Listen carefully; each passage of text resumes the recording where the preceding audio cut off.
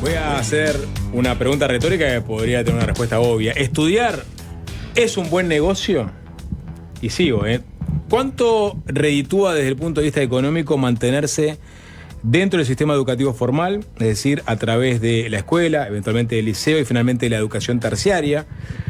Eso que la literatura económica llama retornos salariales de la educación son un determinante fundamental de la desigualdad salarial, además de un indicador clave sobre cómo el mercado laboral valora las inversiones educativas.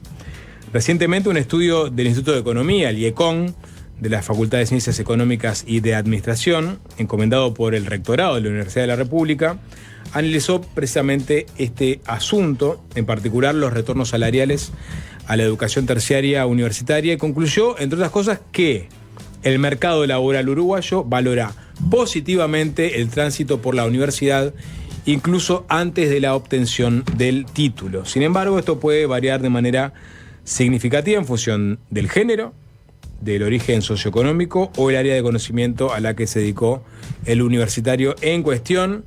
Vamos a tratar de avanzar un poco más en estos datos y es por eso que resumimos a dos de las economistas que participaron de este trabajo, la doctora en economía Paula Carrasco y la magíster y doctoranda Martina Querejeta. Bienvenidas, ¿cómo andan? ¿Está bien? Hola, ¿qué tal? Buenas, muy bien. ¿Estaba correcto? Doctoranda, sí. Primera vez que pronuncio esa palabra. Estudiante de doctorado. Está bien, Largo, sí. pero Ese fue Nicolás Batalla, quiero decirlo. Que está bien, pero aplicó correctamente Sí. el término. Bueno, la pregunta inicial ya es un gancho, ¿no? ¿Estudiar es un buen negocio?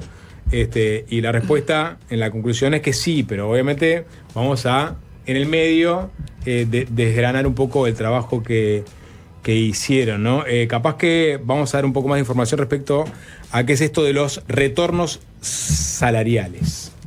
Bueno, para empezar, lo que vamos a ver son brechas o ganancias en términos de ingresos laborales en general, no solo vemos salarios, continuar estudiando. Y nos vamos a concentrar en la población de mayores estudios, es lo que hace el trabajo. En tu pregunta genérica, sí, cuando se analizan los retornos, esas ganancias que uno va teniendo por acumular de alguna manera años de educación, en Uruguay se encuentra que eso existe y nosotros nos concentramos en lo que pasa en la educación superior. Entonces, en ese contexto, lo que buscamos con este trabajo, que tiene de novedoso que usa registros administrativos para utilizarlos, o sea, salimos de las encuestas que tradicionalmente, las encuestas de hogares, con que tradicionalmente hacemos estos trabajos, usamos registros administrativos de la universidad y del Ministerio de Trabajo, o sea, que provienen de las historias laborales del Banco de Previsión Social, entonces podemos ver las trayectorias laborales de las personas, que en nuestro estudio lo que nosotros nos centramos en aquellas personas que pasaron por la Universidad de la República, ¿sí? Vemos de alguna manera las ganancias, una parte de las ganancias que uno obtiene por tener más educación, que son estas ganancias económicas individuales, que tienen que ver con la diferencia que se tiene por egresar, ¿sí? El estudio está concentrado en ver cuáles son las diferencias en términos de ingresos, cómo remunera el mercado tener un título de grado, en este caso expedido por la Universidad de la República, ¿sí? Estamos concentrados en esta educación superior, pero dentro de la Universidad de la República. Entonces, viendo eso, lo que sí vemos es que, bueno, el mercado de trabajo en Uruguay premia, ¿sí?, el egreso de la universidad y lo premia en promedio para el periodo que nosotros analizamos, que va desde 1997 hasta 2022, en torno a entre un 30 y un 40%. ¿Sí? Y que además se ha mantenido estable en un periodo de crecimiento del nivel educativo de la población y de crecimiento de la matrícula y del egreso en la Universidad de la República. Cuando decimos un 30 o un 40%, ¿es qué punto con qué punto están comparando? Personas, el salario promedio de personas que egresaron de la universidad contra personas que ingresaron y no egresaron o todavía no han egresado, digamos. Y eventualmente van a egresar en este periodo de tiempo que analizamos. Ahí está. Entonces, en concreto, en respuesta a tu pregunta, sí. O sea, estudiar y en particular alcanzar estudios universitarios completos o incompletos sigue siendo una decisión eficiente desde el punto de vista individual, o sea que las personas lo decían, y también desde el punto de vista colectivo. El mercado continúa valorando positivamente, y eso lo vemos en unas gráficas de evolución, de cómo ha evolucionado este retorno en el tiempo. Se ha estabilizado en niveles del entorno del 30-40%, o sea, el mercado, incluso en este contexto de expansión de estudiantes y de egresados universitarios, el mercado laboral continúa valorando positivamente estas decisiones. O sea, a priori ya había datos respecto a que esto ocurría, que estudiar pagaba, se hacía a través de la encuesta continua de hogares en general. Ustedes acceden a estos datos administrativos que les permite mirar las historias laborales, entonces ya no solo tenían el dato concreto de las encuestas de esas personas que fueron encuestadas en determinado momento, sino que además podían mirar dentro de la historia laboral de una misma persona cómo había evolucionado y comparar muchas historias de esas personas en ese lapso, con lo cual tienen como una mirada mucho más fina sobre qué pasaba con eso. Y algo que dijeron acá es, esas brechas no siempre son iguales. O sea, hay momentos donde paga más y momentos donde paga menos continuar en la educación. Siempre es mejor estudiar que no estudiar, como conclusión, pero hay veces que esos retornos son mayores. Sí, o sea, cuando se analizan los retornos en general, uno puede decir que no es una cuestión continua, ¿no? Cualquier año paga lo mismo. O sea, por lo general, terminar un nivel tiene asociado un premio mayor que el año anterior, ¿sí? Si yo terminé quinto de liceo, ese año no es lo mismo que cuando termino el ciclo en sexto, porque tengo un ciclo terminado. Pasan cosas similares con los estudios superiores, ¿sí?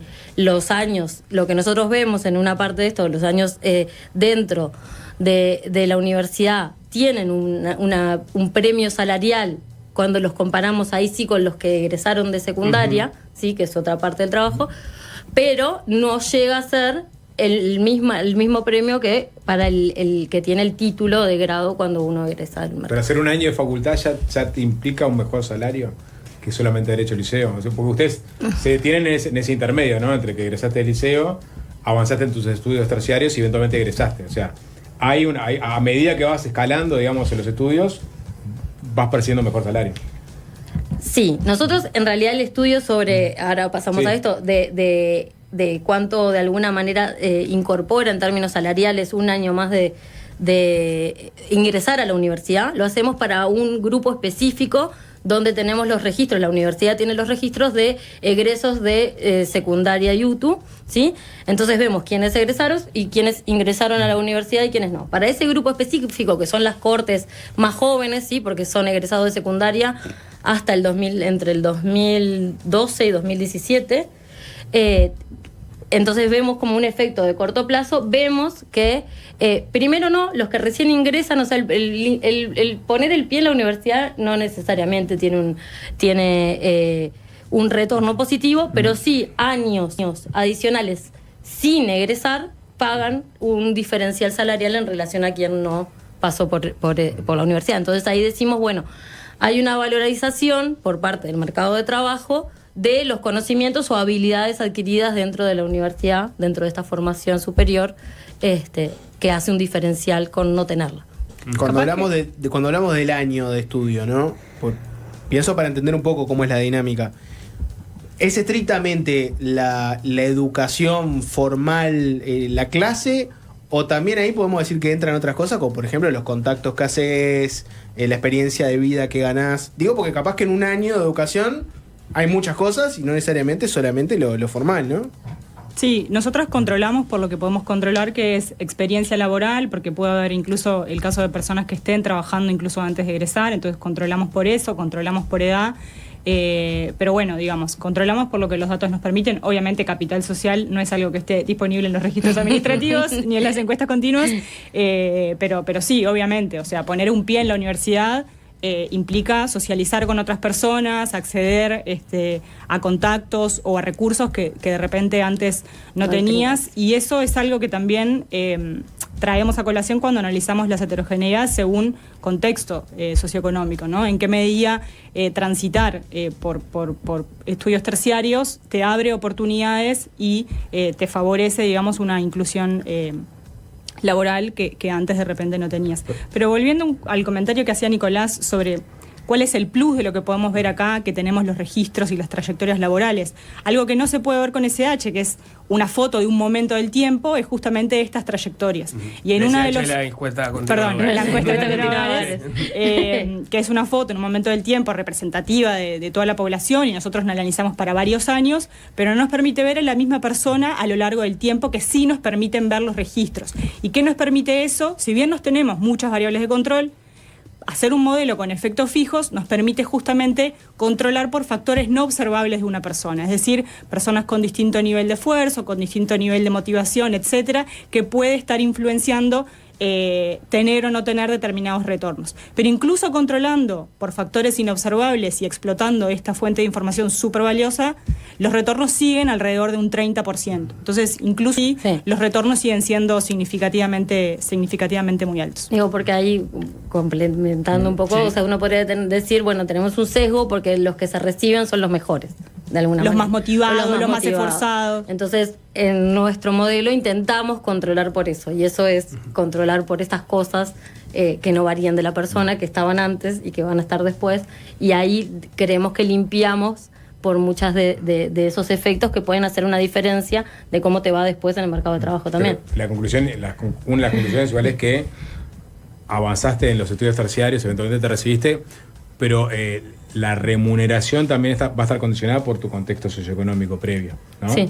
Eso está claro, o sea, no la educación terciaria iguala, pero no tanto, sigue habiendo una ventaja de las personas que vienen en contextos más favorables. O sea, lo que nosotros en concreto encontramos es que las variables que se aproximan a ese contexto, que en nuestro caso es si el origen es que terminaste el liceo en un liceo público o terminaste el liceo en un liceo privado, o que sos la primera generación de universitarios dentro de otro hogar o no, hacen una diferencia. Es decir, los retornos que después tienen las personas que provienen de un liceo público son menores en promedio que quienes provienen de un liceo privado, y los retornos que tienen quienes son la primera generación de universitarios dentro de su hogar son menores que los que ya vienen con familias con niveles educativos altos. Lo cual abre otras preguntas que no forman parte de la investigación, pero podrían formar parte de futuras investigaciones de qué es lo que pasa ahí, ¿no? ¿Cuáles son las variables que terminan jugando en eso? Y ahí tiene que ver con los contactos. Los entornos. Sí. Bueno, sí. claramente sí. Eso que llamamos capital social exacto. está jugando en eso. Pero pueden haber otras cosas que nosotros por ahora tenemos esas señales.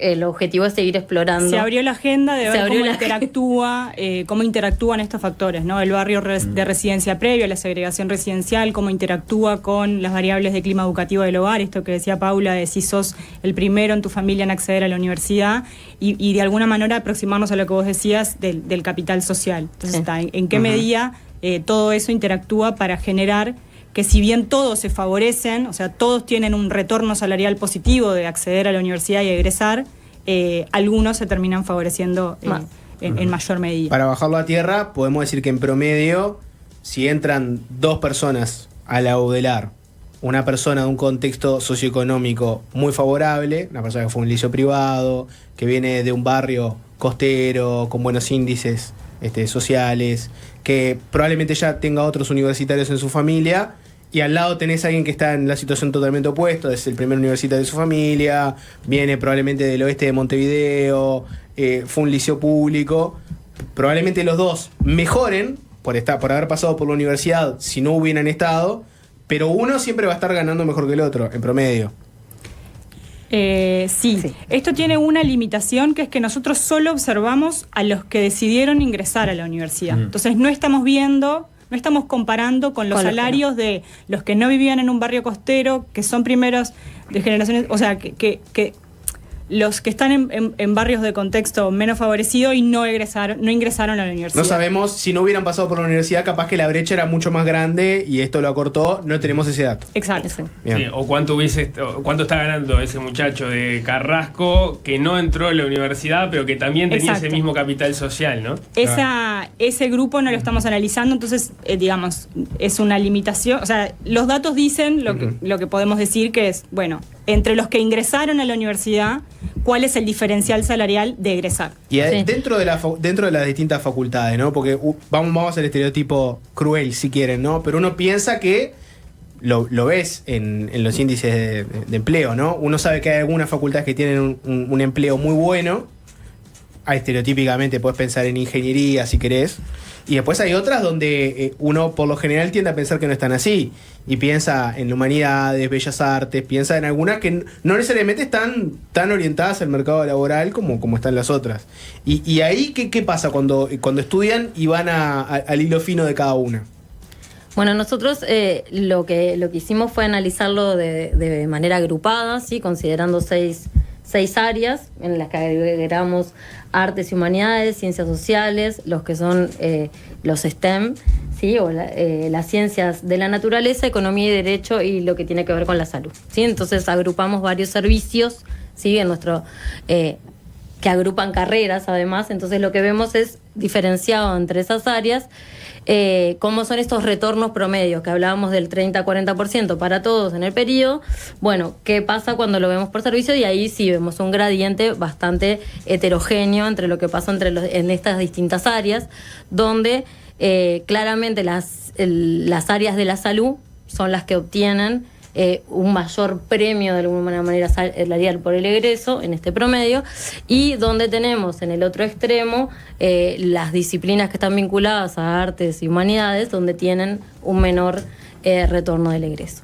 Y una cosa, digamos, en el proceso, en la carrera, la gente de la salud, por ejemplo, también está promedialmente por encima de los otros que están desarrollando otras carreras. Bueno, ahí tenemos dos cosas. Lo primero es que nosotros cuando vemos esto de los años incompletos sin el grado, no lo vemos por carreras. Porque como te decía, es una población acotada, entonces no tenemos muchos casos para poder hacer esta heterogeneidad. Lo segundo es que acá hay muchas carreras entre las que están de alguna manera que tienen vinculados más retornos, porque tenemos las de la salud y también tenemos la de economía y derecho, cuyo título es habilitante, ¿sí? Entonces requiere justamente tener el título para poder ejercer de esa profesión en particular. Hay otras disciplinas. Un nurse, un médico siempre va a estar mejor que el otro, porque para ejercer su profesión necesitan tener ese título, mientras que capaz que si pensás a alguien que se dedica a programar, sabemos que podés programar no necesariamente siendo ingeniero. Si lo sos, te va a ir mejor seguramente, pero no es que tenga un título habilitante. Exactamente. Entonces, eso se ve reflejado también en ese retorno. Probablemente ese ingeniero ya esté trabajando con altos salarios antes de egresar, entonces el título no hace tanta la diferencia, aunque los posiciona bien. Sin embargo, hay otras disciplinas donde el título hace la diferencia y en parte está vinculado a esta capacidad o sea, esta regulación que implica que el título te habilita para ejercer determinada profesión. Hay una de las placas que aparece en el informe que ahora quienes están siguiendo por YouTube pueden ver, que me pareció brutal, y es las artes y las humanidades son las que tienen menores retornos, pero además son las únicas donde el sector público parecería dar mayores retornos que el sector privado. En el resto de las áreas que ustedes analizaron, en la salud, ciencias de la naturaleza, tecnología, economía y derecho, ciencias sociales, siempre se paga mejor en el sector, o hay mejores retornos en el sector privado que en el público. En artes y humanidades es al revés. Totalmente, sí, eso es uno de los resultados. Los retornos, cuando nosotros desagregamos tanto lo que es el trabajo dependiente como independiente en el sector privado y por el otro lado en el sector público, vemos que estos retornos, este pago diferencial por el egreso, es mayor dentro del sector privado, en todos, menos en artes y humanidades, donde el sector público parece estar jugando un rol importante de empleador en términos de los salarios que se pagan, ¿no? Después otro de los hallazgos que tienen, también hay literatura al respecto, pero que ustedes lo pudieron constatar, tiene que ver con las diferencias de género, la trayectoria que hacen las mujeres en realidad, o cómo cambian los retornos salariales de las mujeres en relación a los hombres conforme ganan experiencia en el mercado de trabajo. ¿Cómo resumirían esa explicación? Sí, capaz que, o sea, en la estimación gruesa esta que decíamos que egresar de la universidad tiene una prima asociada del 40%, ahí ya observamos una diferencia por sexo de 16 puntos. O sea, las mujeres se benefician en menor medida de ese retorno o de ese pago salarial. Y como vos decías, esa diferencia o esa brecha de género se va acentuando a lo largo del ciclo, tanto si lo vemos por edad como si lo vemos por experiencia por experiencia laboral. Y esto atrás tiene muchas hipótesis, una de ellas, la vinculada obviamente con etapas clave del ciclo de vida como la maternidad. En el gráfico de edad se ve muy claramente cómo a partir de los 35 años, 30, 35, la gráfica 27, César. se amplía sustancialmente la brecha, si bien los retornos, acá también lo vemos, o sea, los retornos al inicio de la carrera, o sea, en 1 año o en 2 o 3 años de experiencia laboral, la brecha de género no es significativa, pero se va ampliando a lo largo del ciclo laboral o del ciclo de vida. Entonces, esto nos habla de algunas hipótesis, como decía, de maternidad, pero también con otras hipótesis de techo de cristal o topes al desempeño en los percentiles más altos de las mujeres, es decir, el acceso a determinados cargos de mayor jerarquía a determinada edad o a determinada experiencia. Ya que estamos con el tema género, ¿no? Hoy en día tenemos el dato de cuántas de los universitarios que hay, cuántas mujeres y cuántos hombres. Sí, pero no me acuerdo, son mayoritariamente. Digo porque son mayoritariamente mujeres. Sí, ¿no? son mayoritariamente mujeres. Y me nace la pregunta, ¿no? Si miramos a la mujer que entró en la universidad versus el hombre que se quedó afuera, ¿ahí qué pasa con la brecha de género? Porque uno tendería de vuelta a pensar, la universidad te levanta, por lo cual, si había una brecha solamente por el género, te va a cancelar un poco ese efecto. Pero capaz que no están así. Entonces me interesa saber ahí si está medida un poco la diferencia ahí. Vos decís la diferencia entre el salario que perciben las mujeres con nivel terciario y los varones con nivel no terciario. Exactamente. No, en este trabajo no lo vemos, pero lo que sí es un hecho estilizado es que las brechas de género se acentúan para los mayores niveles de educación. Y tiene que ver con todo esto. O sea, cuando uno alcanza determinado nivel, se esperan determinados retornos que no son factibles para determinado grupo de mujeres, incluso las más educadas. Y hay, un cruce por, digamos, edades en que las mujeres con educación terciaria tienen hijos, por ejemplo. Si hay un cruce acá en este trabajo. Sí, o ustedes lo pueden, no, en este trabajo no, pero en el gráfico por edad se ve muy claramente que en la mediana de la edad del primer hijo de las mujeres de nivel terciario, que es 30-32, es donde se empiezan a ampliar las brechas de género en los retornos. O sea, arrancan ganando más o menos lo mismo y a partir de esa edad o ese conjunto de años es que empieza la ojo brecha. Que una aclaración que capaz que no hemos hecho, no es que ganen lo mismo, porque nosotros estamos comparando mujeres que egresaron contra mujeres que no egresaron y varones que egresaron contra varones que no egresaron. Quizás en nivel son... Capaz que en nivel son totalmente distintos. O sea, no estamos viendo el gap de ingresos, o sea, esa brecha, sino en los retornos que tienen asociados al título. Entonces, ese retorno asociado al título, hombres contra hombres, mujeres contra mujeres, empieza siendo igual, pero los varones terminan ampliando con la edad y la experiencia y las mujeres no. Está bien la aclaración. Un par que tengo, cortitas, porque nos queda poco tiempo. La hipótesis, la intuición les llevaba a pensar que efectivamente estos son los resultados que se iban a encontrar en cuanto a grupos de carreras que generan mejores remuneraciones, bueno, en cuanto a las brechas por nivel socioeconómico y también por género. Y la otra es, ¿creen que este estudio va de alguna forma a incidir en la elección de futuros estudiantes universitarios?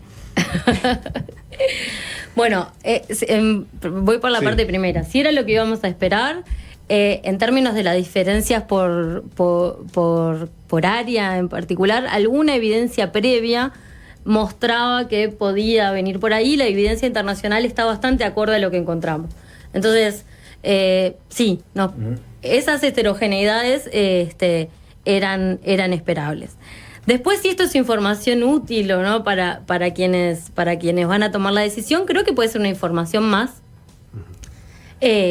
a tener en cuenta, pero creo que la educación universitaria tiene otras virtudes y otros retornos que no tienen que ver exclusivamente con lo salarial, que se tienen en cuenta a la hora de continuar estudiando también. Igual vamos a ponerle como título a la nota. Tus padres tenían razón. Está bueno que vayas a la universidad. Estudiar es un buen negocio. Estudiar es un buen negocio. Y una última así bien cortita. Uno piensa qué efecto puede tener esto en las políticas públicas, ¿no? Y yo pienso, existe toda esta discusión vinculada a el modelo del UDELAR ya lo conocemos todos, ¿no? Pero tenés por un lado gente que dice, y mirá, hay algunas facultades que tienen mucha demanda, están llenos de estudiantes, capaz que hay que poner pruebas de ingreso, etcétera. Hay otros que van por todo lo opuesto y te dicen, no, en realidad, si vos mirás, un estudio como este te puede avalar la idea de, al revés, estimular que la gente se anote porque económicamente le va a ir mejor. Incluso si vos le pagaras a la gente para que vaya a estudiar y le das una beca y le decís, pagámela después cuando egreses, probablemente tenga plata para hacerlo porque va a ganar mejor. ¿Qué lección puede tener este estudio para elaborar políticas públicas o pensar en la universidad? Capaz que ahí, atado un poco lo de las hipótesis de trabajo, que capaz que una que no era tan clara era cómo iba a ser la evolución de este retorno en el tiempo, ¿no? Sobre todo en un contexto en el que la oferta educativa terciaria se amplió tanto, en particular la de la UDELAR, y que se ha masificado, no masificado, pero ha crecido sustancialmente, más que se duplicó el ingreso a la Universidad de la República en los últimos 20 años, 20 años.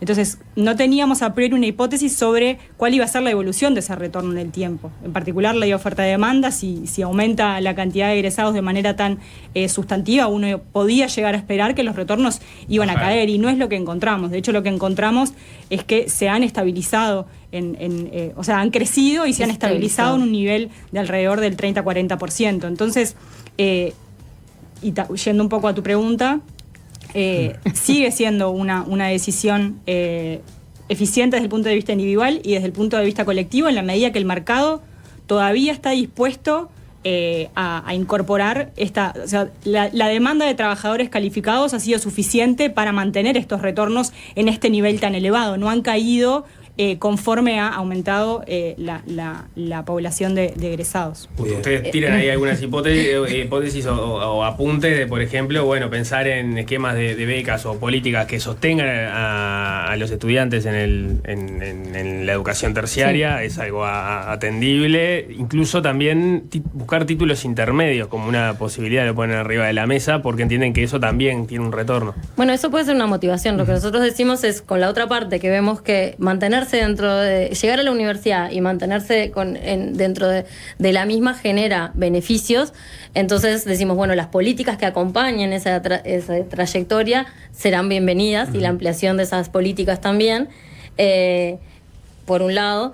Y respecto un poco a la pregunta anterior, creo que ahí se pueden abrir varias discusiones que tienen que ver con la forma en que la universidad ha dado de solucionar, de contribuir de los egresados a la universidad, que tiene que ver con los aportes al Fondo de Solidaridad. Y ahí sí, bueno, si quienes pasamos por la universidad de alguna manera tenemos una ganancia diferencial, bueno, capaz que eso tendría que ser considerado o no en ese tipo de políticas, porque justamente mostramos cierta heterogeneidad que para algunas políticas podría ser bueno tener en consideración. Bien, Paula Carrasco, Martina Querejeta, autora de esta investigación, muchas gracias por estos minutos. Muchas gracias a ustedes. Gracias. Fácil se impone. Fácil desviarse.